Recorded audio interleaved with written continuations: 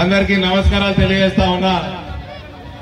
ఈ ఎన్నిక హిందువుల ఉనికి కాపాడే ఎన్నిక. ఈ ఎన్నిక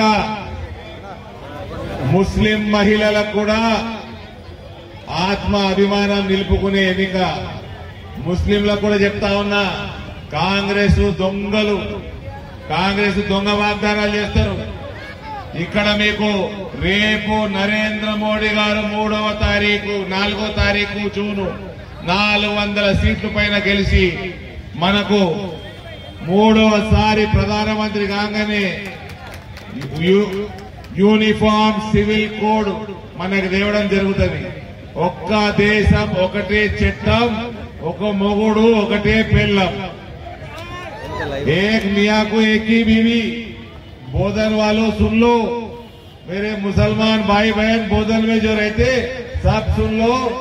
ये बार तीसरी बार मोदी जी प्रधानमंत्री बनकर ये देश में यूनिफॉर्म सिविल कोड लागू होगा, जिससे मेरे मुसलमान भाई बहनों को फायदा ये है कि आपका मियाँ सुबह जाएगा बाहर, शाम अपने घर खुद की पहली बीवी के पास वापस आएगा. दूसरी तीसरी चौथी नहीं है. जिसको भी दूसरी शादी करना है अभी कर लो, जून 4 से पहले. उसके बाद में करने नहीं देते. लिटరసీ రేటు చదువుకున్న వాళ్ళు ముస్లింలలో 14% అంటున్నాడు, హిందువులలో 80% ఉన్నాయి అంటున్నాడు. ముస్లింలు 14% ఉన్నారు కాబట్టి ఉన్న యూనివర్సిటీలు అన్ని కూడా మైనారిటీ స్టేటస్ చేస్తా అంటున్నాడు. ఇంతకు ముందు దేశంలో ఉత్తరప్రదేశ్ లా, ఢిల్లీలా పెద్ద పెద్ద సెంట్రల్ యూనివర్సిటీల మైనారిటీ స్టేటస్ ఇచ్చి వాళ్ళందరికీ అక్కడ యూనివర్సిటీల SC ST BC quota reservation తీసేసి, ఇప్పుడు కూడా మా కాంగ్రెస్ వాడు ఇక్కడే ఉంటే Osmania university, Hyderabad central university, రేపు ఇంకా 4 ఏళ్ళైనాక మన డిచ్పల్లిలో ఉన్న తెలంగాణ యూనివర్సిటీ, ఇవన్నీ కూడా మైనారిటీ స్టేటస్ ఇచ్చి ఎస్సీ ఎస్టీ బీసీ రిజర్వేషన్లు తీసేస్తారు. మన హిందువుల రిజర్వేషన్లు తీసేసి తుర్కోలకు ఇస్తున్నాడు. కర్ణాటకలో కూడా కాంగ్రెస్ వాడు తుర్కోలకు తీసుకుపోయి ఓబీసీ కోటాల రిజర్వేషన్ ఇచ్చిండు. అక్కడ ఓబీసీ కోటా హిందువులకు అన్యాయం చేస్తున్నాడు కాంగ్రెస్ వాడు. కాబట్టి దయచేసి అందరూ కూడా చాలా జాగ్రత్తగా ఉండండి. మనకి నరేంద్ర మోడీ మన దేశాన్ని కాపాడుకోవాలన్నా, మన ధర్మాన్ని కాపాడుకోవాలన్నా నరేంద్ర మోడీ నాయకత్వాన్ని ఇంకా బలపరచాల్సిందిగా నేను కోరుతా ఉన్నా. ఏమమ్మా మీ అందరు మహిళా సంఘాలలో ఉంటారు, మీకు లోన్లు ఉన్నాయా? మీ మహిళా సంఘాలకు లోన్లు ఉన్నాయా? ప్రతి రూపాయి నరేంద్ర మోడీ ఇచ్చిండు. ఈ జెండాలు చాలా సైడ్లకు రావాలి, జెండాలు సైడ్లకు ముందరికి వెళ్తారు. రైతులు 40 ఏళ్ల పసుపు కోడ్ కళ నెరవేర్చిన వీళ్ళందరూ 40 ఏళ్ల నుంచి దేనికోసం కొట్లాడుతున్నారో కేటగరైజేషన్ కి, వీళ్ళది కూడా దగ్గరలో పండగ ఉన్నది. మీ పని కూడా అతి త్వరలో నరేంద్ర మోడీ గారు చేసి పెడతారు. అందరు కూడా మరోసారి మే 13న భారీ మెజార్టీ తోటి కమలం భూమి మీద ఓటేయాల. ఇక్కడ బోధనలా మన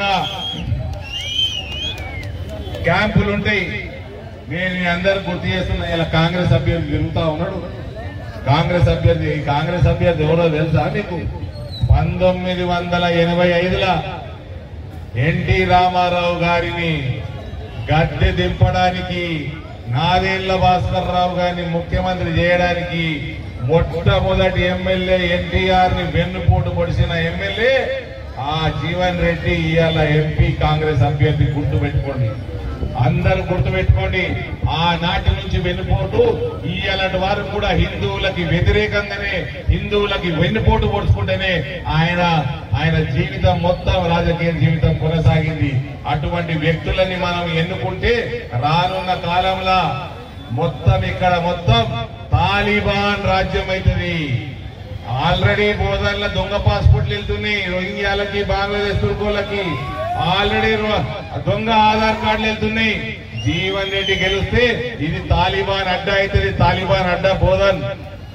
ఇక్కడ మొత్తం ఐఎస్ఐఎస్ తీవ్రవాద చర్యలు పెరిగిపోతాయి. ఈడ బోధన్ లో ఉన్న హిందూ బంధువులందరికీ, ముస్లిం మహిళలకి మళ్ళీ చెప్తున్నా, एक मियाँ को एक ही बीवी रहेगी 4 जून के बाद.